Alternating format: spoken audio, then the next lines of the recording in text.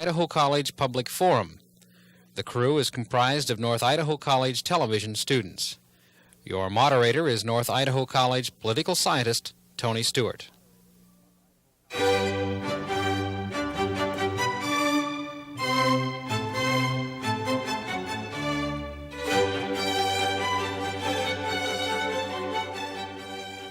Today we start a two-part series with political scientists from Eastern Washington University. I've had a number from that department with this program before, and I'm always so happy to have them. They're very highly qualified to discuss important political science issues. Our first program will deal with American foreign policy, and I'm very happy to welcome to the program Dr. Shane Mahoney and Dr. Ernest Gollard, who are both, as I've indicated, with Eastern Washington University. Gentlemen, welcome. I'm so happy to have you here and to discuss this very important topic. Good to be here. Thank you, Tony. It's very difficult to decide which issue to commence the discussion with, in the fact that there are so many important things that are now facing our country. But I think I'll start with the issue that's probably the most on the minds of our viewers, and that has to do with the whole activity of terrorism in the world, both individual groups that are engaging in this and also the charge that there's state-sponsored terrorism, particularly from Libya. Dr. Mahoney, I'll start with you and have you to give us a little background of how you look at this problem and how it affects not only this country but all countries, and also our relationship with our allies and others in the world. Well, Tony, I think that in any ordinary sense of a military or national security threat to the United States, terrorism is in fact not a problem. But what it does threaten to do is disrupt our commerce, disrupt our governmental relations with allies, and in a general sense, it threatens to humiliate the United States and possibly call its treaty obligations in the long run into question. And in that sense, it's something that certainly has to be combated. But I think we need to understand, too, that it's the product of a shift in the international system, or a change in the international system that's occurred since the end of World War II. Part of this terrorism, aside from the fact that it may be traced to understandable, or what we would, I suppose, call legitimate roots, it's in other words, in some instances, terrorists do have what could be considered understandable or reasonable grievances. There's no doubt that this sort of activity is promoted by some in the international system. There's no question that it is promoted by the Soviet Union. It's not to suggest that it wouldn't exist without Soviet backing, but certainly Soviet backing encourages it. So that the problem is not a simple one, and how to deal with it is not a simple one. I would like to ask Ernie, too, how do you think this is going to affect our alliances in Europe? Shane has referred to this to some extent. We've had some problems in relation to the attack on Libya and having to bypass France. Do you think there are some serious consequences in those relationships? If I may respond to that question perhaps in a somewhat indirect way, I'd like to put the accents a little bit differently from the way Professor Mahoney put them. First of all, I very much deplore the course of events, the turn of events. I find the direction that the United States has chosen extremely ill-advised and counterproductive. And that would lead me partially to the answer to your question. Counterproductive in a number of ways. One, in terms of the position with respect to the Soviet Union. Counterproductive specifically, you mentioned our allies in Western Europe. This militarization, that of course is very, very much part of American foreign policy in this administration, has created a situation which is increasingly boxing the United States into a corner. We are not advancing our interests. We are playing into the hands of the Soviet Union by reducing our options in the Middle East, enhancing the option of the Soviet Union. And we are already beginning to reap the negative fruits in terms of the response from our allies. I think the public reaction that is prompted by what the White House has been saying with regard to France is most deplorable. The French ambassador to the United States, to the United Nations the other night made that rather plain, how much damage is being done by the way we react towards France. And generally speaking, I think the fallout from this is going to be felt for a long time to come. Let me comment on Ernie's observation. The Soviet Union has, of course, now interrupted the talk of a summit with the United States because of the American attack. And other nations have, of course, France, for instance, Spain, and to some extent Germany, and others, and various individuals in Britain have taken exception to the United States action. Kind of thing that we have to remember, though, in this regard, is that the Soviet reaction, calling this a barbaric act, that commentary comes from a nation that between 1935 and 1940 managed to kill 16 million of its own people, by the best estimates, 16 million of its own people. And this does not include losses in the war. That was the period of the terror and the purges. It is still a nation that has been censored by the International Psychiatric Association for dealing with political prisoners through psychiatric means, even using chemical means to induce mental illness.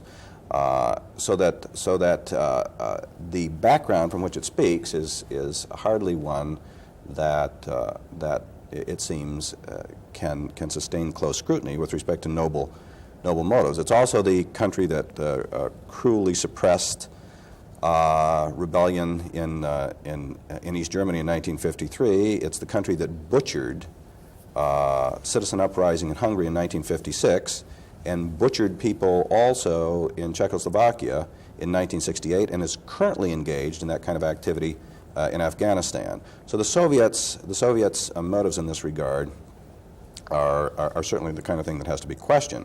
By the same token, it was less than a generation ago that a good portion of the French population cooperated with the Nazi invaders. And it was less than a generation ago that saw a large portion of the German population supporting very brutal kinds of activities, both in warfare and in terms of their operations in their own country. So that it's not, I don't think that Americans ought to be mistaken in this regard. We need to recognize that in terms of our moral outlook and the kind of differentiation that we make as Americans, it is a differentiation between good and evil that is not broadly shared. And one of the most severe problems of terrorism is to have the capacity to distinguish between good and evil. Otherwise, the American attack on Tripoli stands in the same category, for instance, as the terrorist attack in West Germany, or on the at one time on the Olympics, or whatever the case might be. We need to distinguish, and one can't do that simply by reference to violence.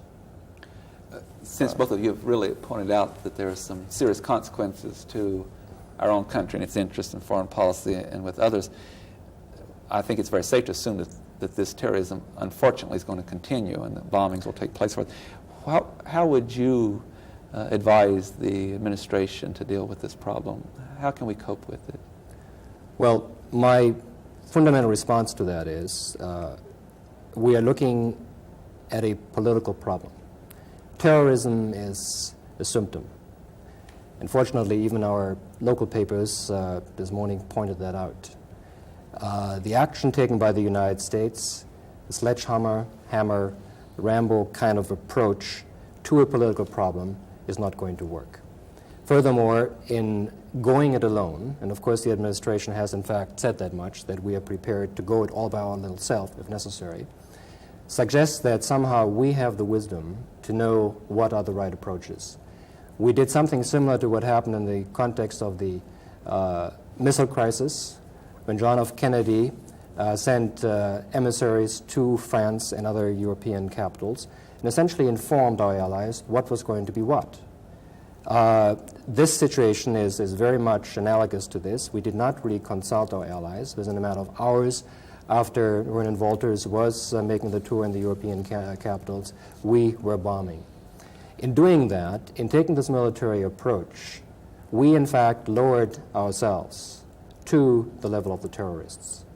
And I think that, in reference to my earlier point, is most deplorable indeed. And it's not going to help us in the long run, because the real root problem with respect to terrorism is not Mr. Gaddafi, it's not any one particular political leader, any one particular political country. The problem is in the Middle East, the difficult situation concerning the Palestinian peoples. This administration does not even begin to make an effort to deal with that particular issue. Furthermore, there's so much ignorance, so much stupidity with respect to what is actually going on in the Middle East.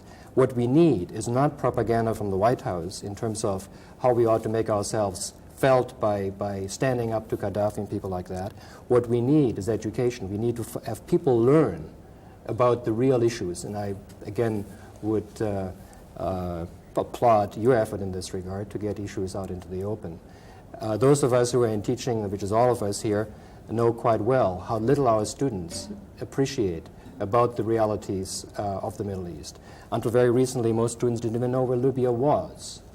And it's always through crises like this that these places are being put on the map, and it's in that context of essentially ignorance that policy is being made.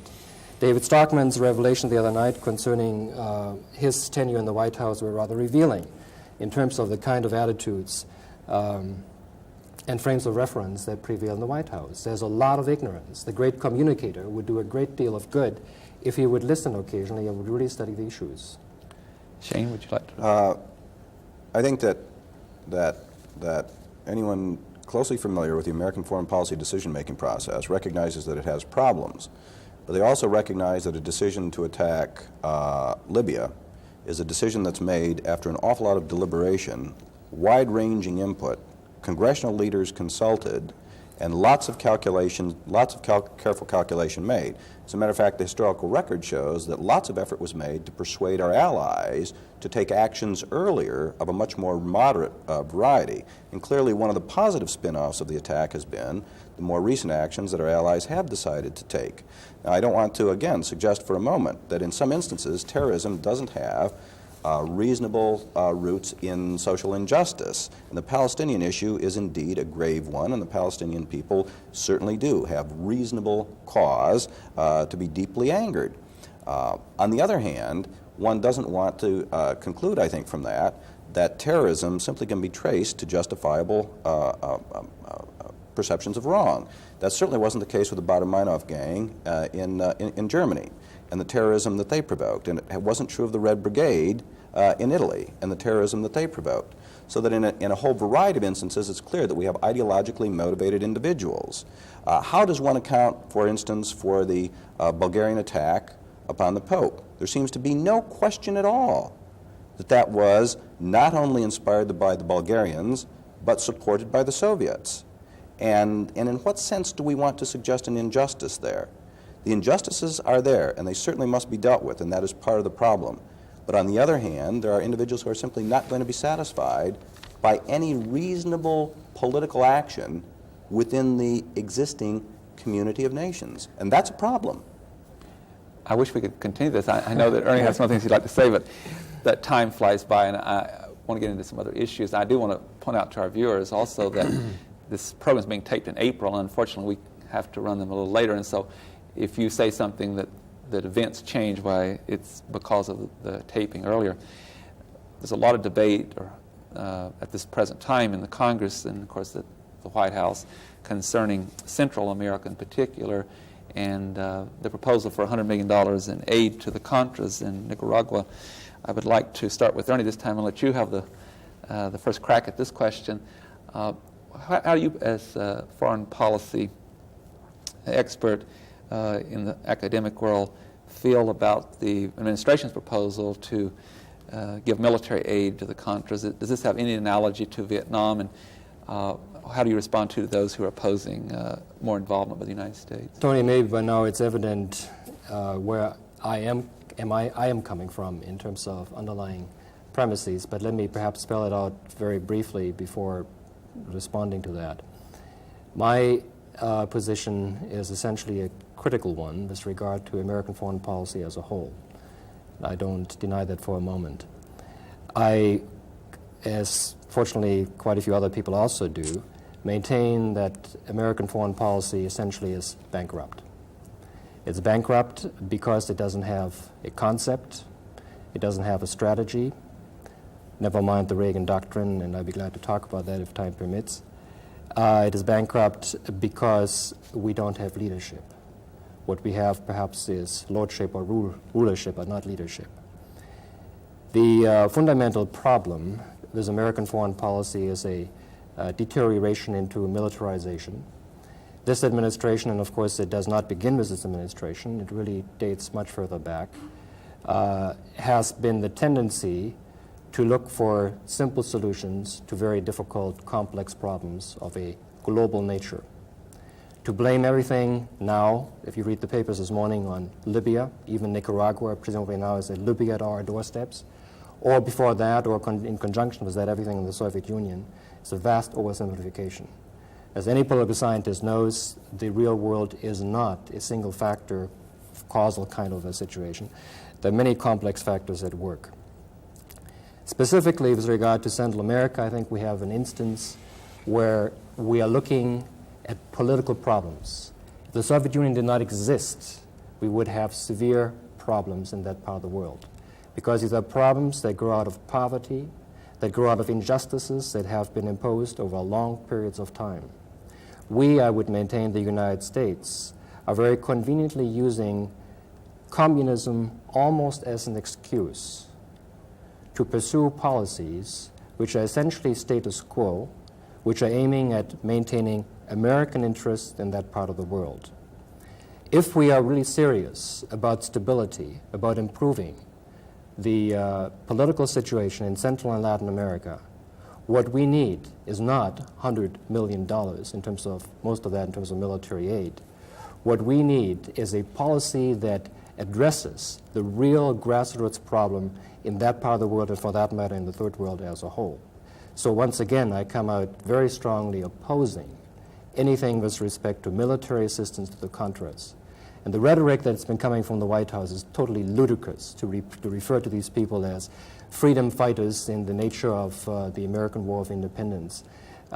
We are doing violence to language, we are doing violence to tradition, we're doing violence to ourselves. And that's, by the way, is the main point that I would eventually come to. The tragedy with respect to Libya, the tragedy with respect to Central America and many other places, is that we are allowing ourselves to be demoralized. Our very values are deteriorating as a result of our actions. Shane, we've seen a lot of polls and statistics indicating that the administration's position has not come across clearly with the American people, in that many citizens are confused which side we're on. They do not even understand the situation in Central America. I would like for you to give us your opinion on what contributes to that, and also your position. Despite appearances thus far, there's much that I can agree with Ernie on here. I agree that there are problems, severe problems, in the American foreign policy formulation process.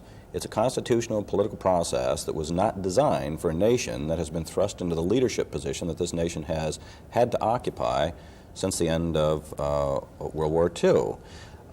And there are problems in terms of a democracy such as ours formulating foreign policy in any case, and our political process compounds that. There's no doubt about that. That doesn't suggest that it has been a foreign policy process, though, that has lacked judiciousness or has lacked morality or has lacked wisdom. In many instances, I think, in fact, we have done the right thing. And I concur, there are not simple solutions to these problems, but one of the things that intrigues me is the extent to which we have refrained from military action.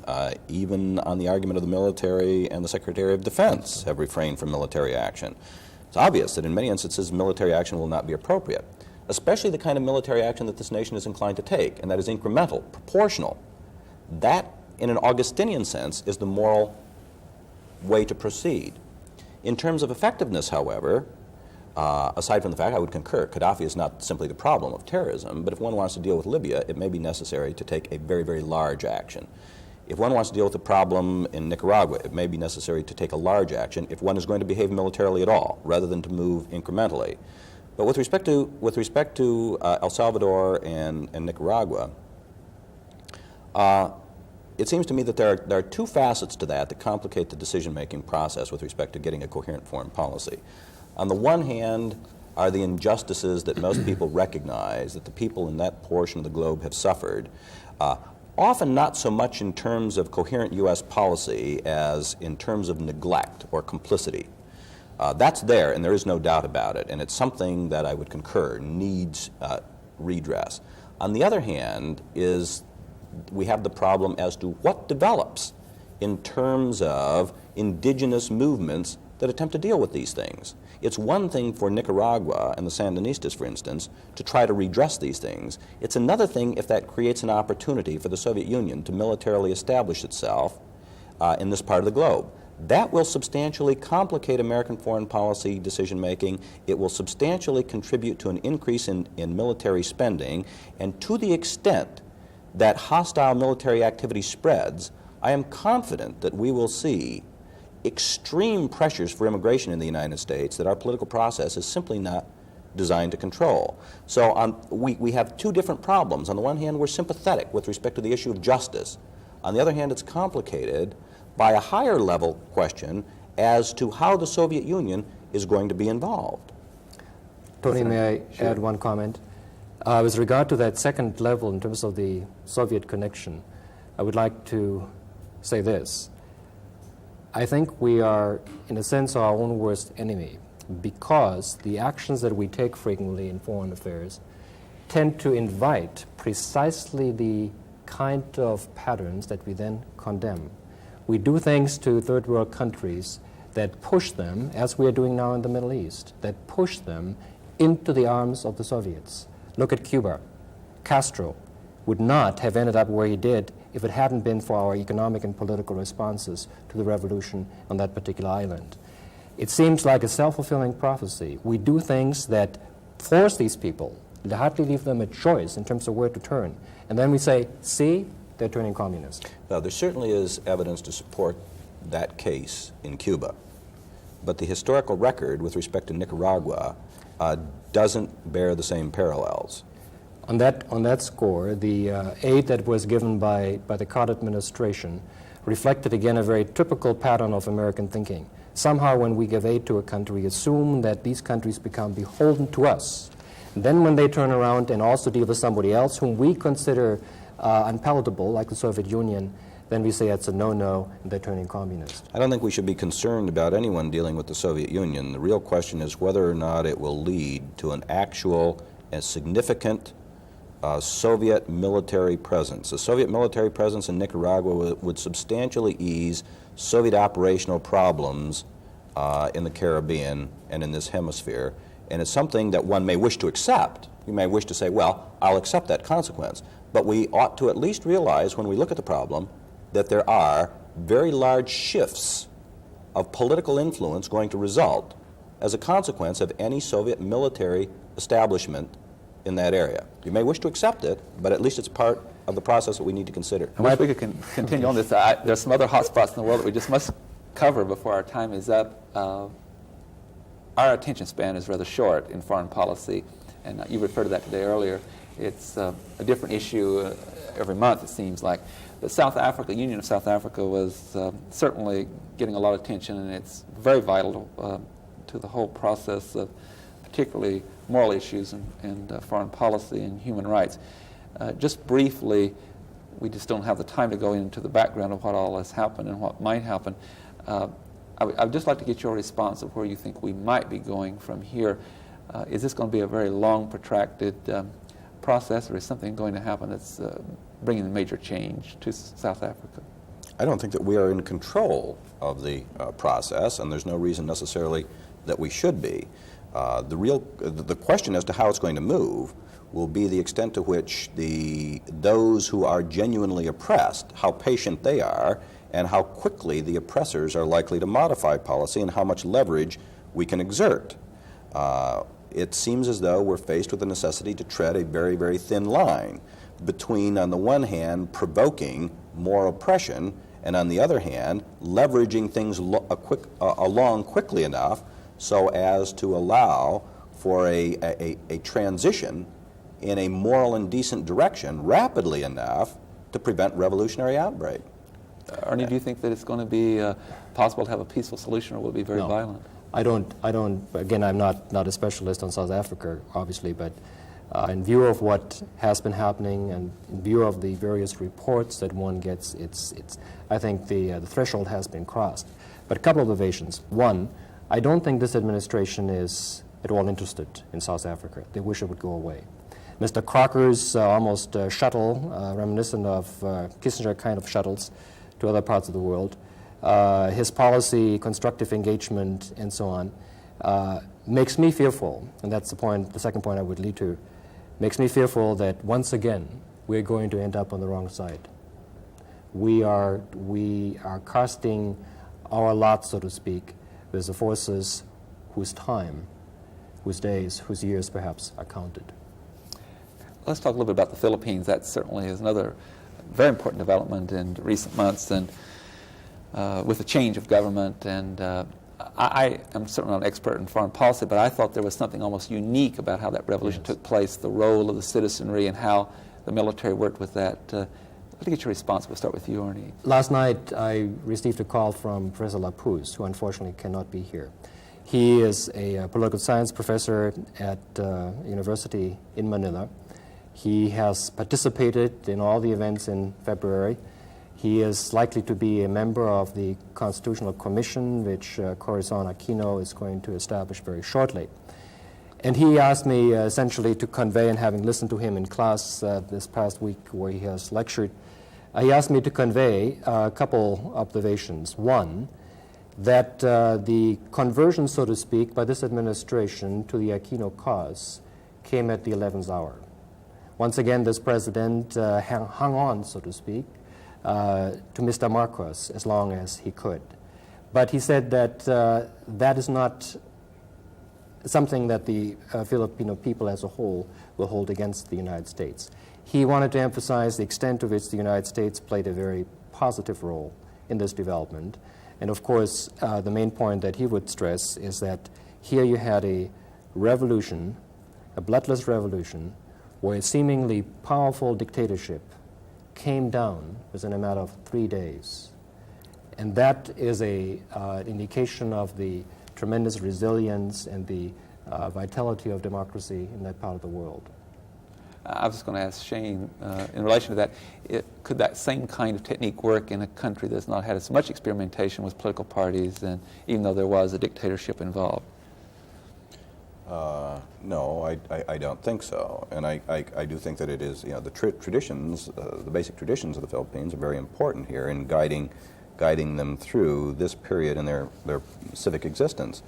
But I think one of the things that we ought to be cautious about, and one of the things that we ought to understand in American foreign policy decision-making, is that while we probably stuck with Marcos far too long, there was the question of the Shah in the back of our minds and the consequences that ensued there. So it's not clear that earlier action would necessarily have been more productive. It's clear the United States played a major role in keeping the whole event bloodless. But the transformation is only partial.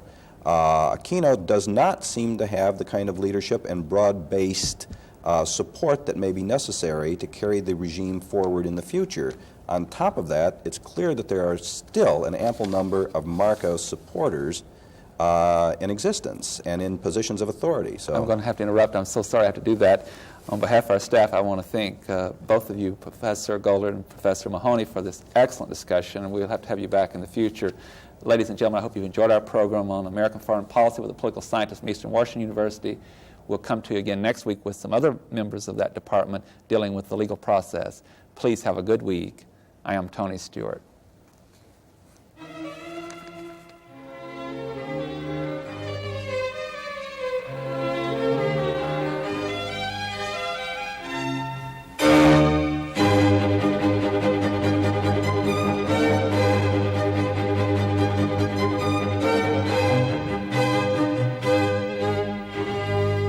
The North Idaho College Public Forum can be seen at this same time each week over this station. This production was videotaped earlier by a North Idaho College student crew for viewing at this more appropriate time.